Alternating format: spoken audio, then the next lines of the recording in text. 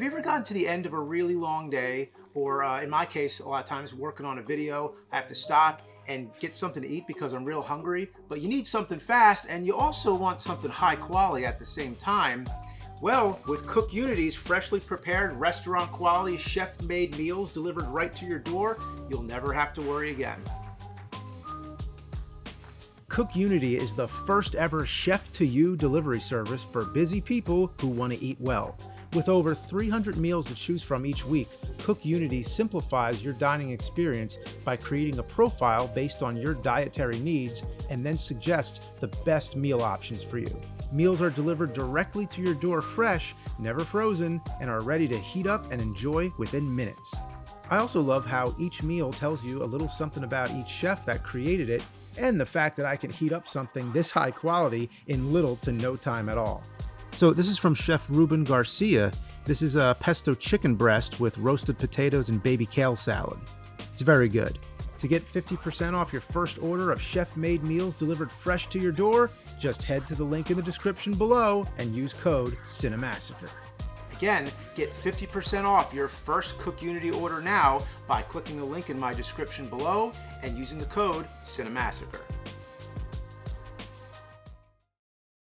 Late into the 80s, Arnold Schwarzenegger and Sylvester Stallone were still the undisputed action movie champions of the world. After almost a decade of Rockies, Rambos, and Conan the Barbarians, it didn't seem like anyone would ever topple them from their testosterone-fueled thrones.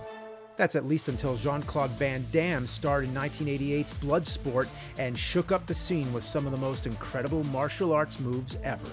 And some of the most brutal scenes in one too, for that matter. With classics like Kickboxer, Death Warrant, Universal Soldier, Hard Target, and yes, even Street Fighter under his belt, Van Damme built up an iconic library of martial arts and action films over the years. One of these movies was 1994's Timecop. Are we gonna blast to the past? Yeehaw! Jean-Claude plays Max Walker, a man who loses everything, so he joins the Time Enforcement Commission, or TEC for short, a time-traveling police force that punishes criminals who go back in time to enrich their futures. It's basically Back to the Future 2, but with badass fight scenes and over-the-top gore. Have a nice day. Fatality. Walker goes after a corrupt U.S. senator who's making himself rich and powerful by changing the past. Same matter can't occupy the same space. The movie is mostly Van Damme fighting bad guys and boo-haunted houses, and it is technically a Halloween movie if you look at the decorations in the background. It's more about Senate committees than cool time travel.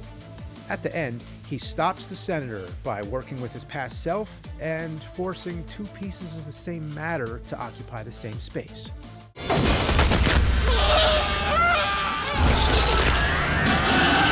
The movie made over $100 million at the box office and is Jean-Claude Van Damme's highest grossing film of the time. So a video game based on it must have been a no-brainer.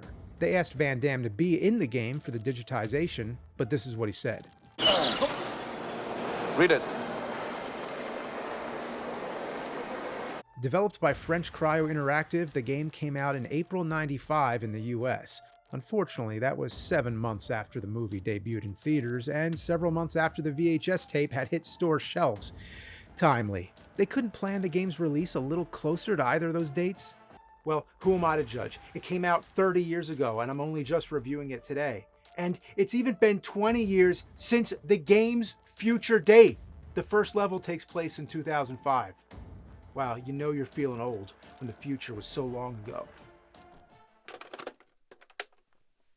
The game begins with a lengthy opening text crawl crammed into the lower third of the screen. Also, they could put in a crappy-looking movie still above it. Whose idea was this? You look like shit to me. It's not even that recognizable of an image. It's just a random shot of the security monitors from TEC headquarters. The opening quickly recaps the events of the movie and then goes on to explain that the game is actually a sequel to it. The chronologically confused hairs on the back of my scrotum are standing at full attention now, because I gotta ask, why wasn't this game called Timecop 2? Maybe it was meant to be a movie instead. A movie that sucked so hard the studio used time travel to wipe it from existence, so it appeared as a game instead. The only problem with that, there actually was Timecop 2, the Berlin decision. So too bad that wipes out a potentially good plot device for this episode. To make things even more confusing, the cover is illustrated like a comic book. After all, Timecop began as a comic, so is it trying to be a sequel to the movie or the comic? Anyway, the main villain is Professor Kleindost. But hang on, let's stop for a moment and look at this goofball. I need to explain. Dr. Kleindost in the movie was a character that was only mentioned in expositional dialogue. He never actually appeared on screen. So this is not a screenshot. They got a fresh actor for the game, and this is the face he made. What did they say to the guy? What did they give him to invoke that kind of reaction? He even laughs on the game over screen like a lunatic. Were they aware of the semi-serious tone of the movie?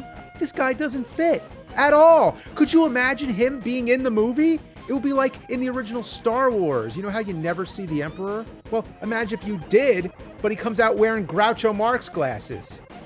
This entire opening sequence takes 1.5 minutes to scroll by, and my only takeaway from the whole thing are the spelling mistakes. Kleindost was the only person to conceive time scan? Conceive? Are you sure you don't mean deceive? Or hey, what do I know? Maybe he has the technology to give birth to a machine in the far-flung future of 2005. Wait a minute.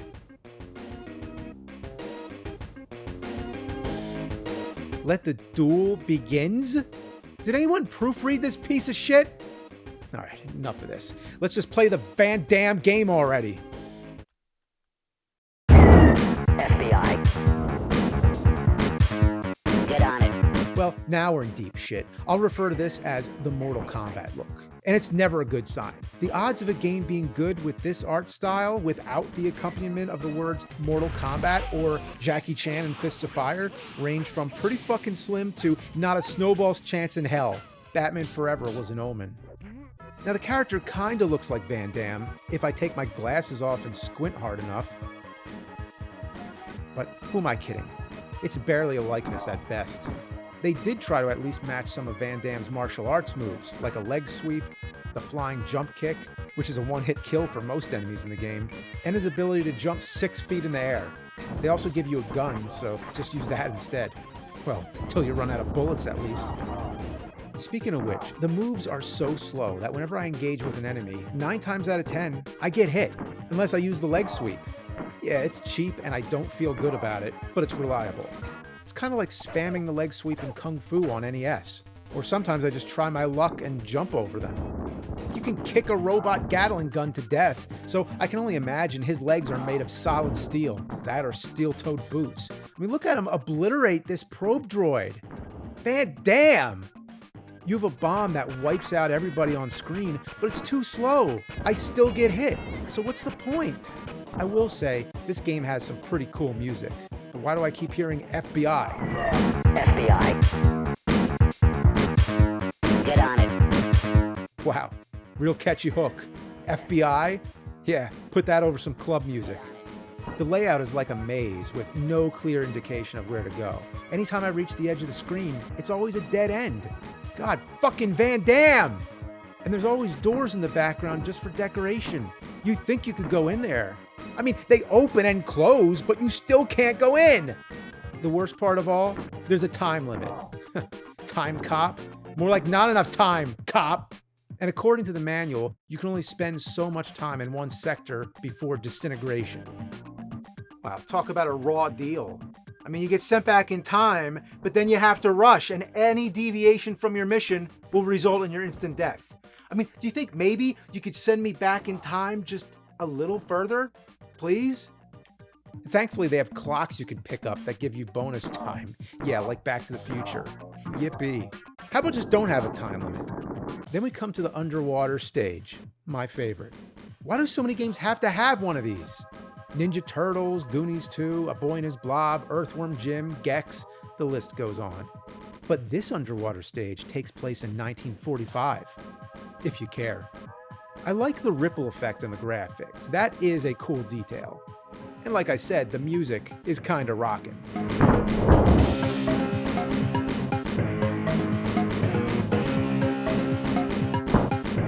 But Why can't I duck? Tommy, whoa.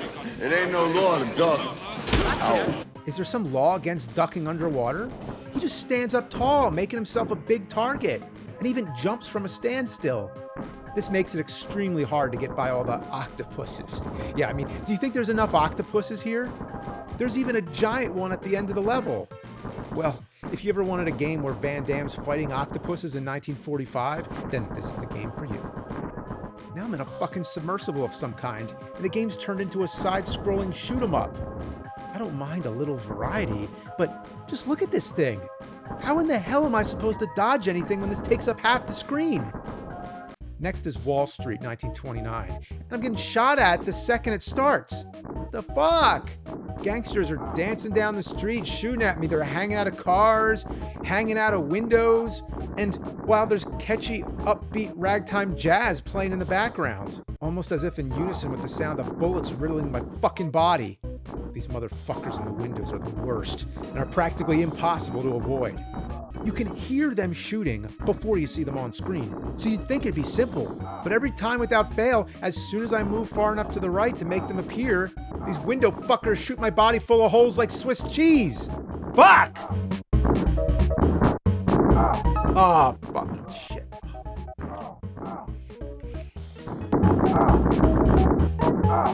God damn, Van Damme! Come on!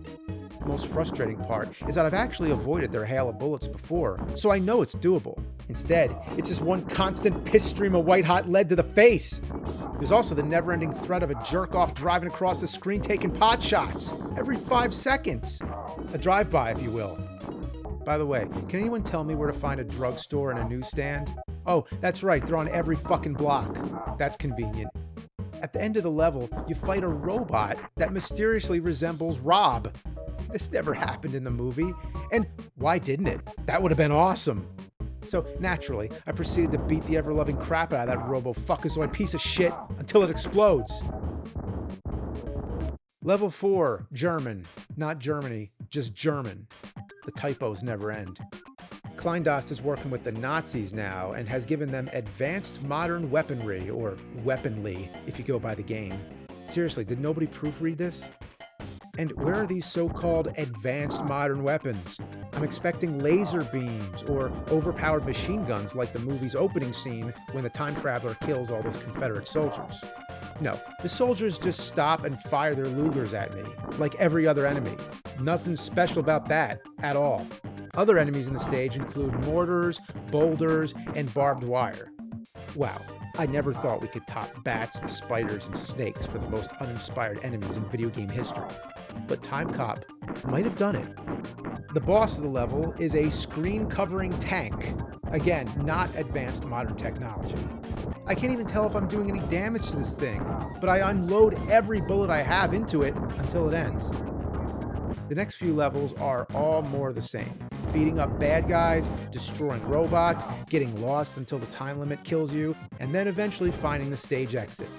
Mind you, you only get 2 continues in this game, so you don't want to fuck up too much. In the final stage, you confront Dr. Kleindost. Suddenly I'm having flashbacks to the Rocketeer for some reason. I wonder why. Must be the shitty controls. Can't think anything else it could be. Oh, that's right, the fucking jetpack. Like many games with a jetpack, the developers decide to emulate the weightlessness of flying by adding a lot of floatiness to your character's movement. So now, any press of the button makes Walker speed across the screen, usually right into danger. The entire stage is covered with landmines, or should I call them air mines? Floaters?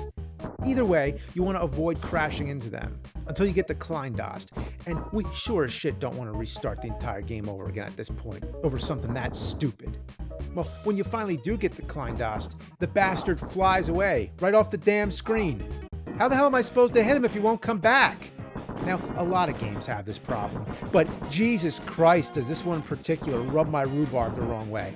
It's the final boss, and he's hiding outside the bounds of the stage, mocking me. This guy's laughed at me enough. He's not gonna break my spirit. I'm gonna blow him out of the air and end this piece of shit. Fucking asshole. After landing the final shot, he explodes. And then, after all that, the screen goes black. Kleindos slowly enters the frame. He laughs. And then his body flattens in on itself, and he explodes. Cut to credits. No congratulations, no thank you, no pomp and circumstance, not even a quick pat on the ass on your way out the door. Nothing. They just dump you into the end credits and leave you with a cold, dead feeling inside of you as the game's parting words spin towards you. The end.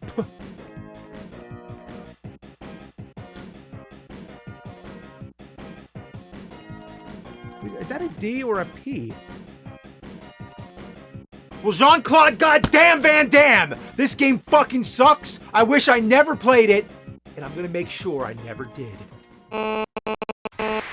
Well, who am I to judge? The game came out 30 years ago, and I'm only just reviewing it today. And it's been even 20 years since the game's future date. The first level takes place in 2005. Wow. You know you're feeling old when the future was so long ago.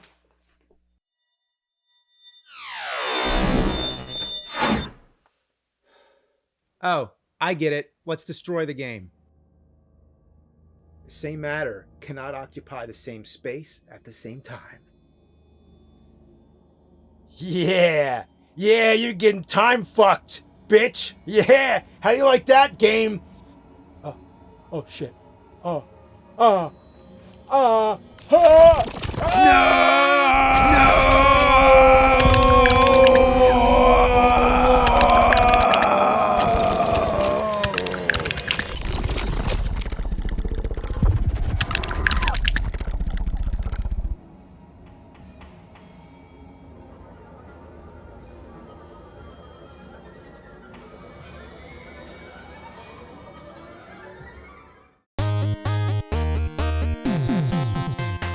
Introducing Angry Video Game Nerd 8-Bit, an all-new video game that'll take you back to the past like never before.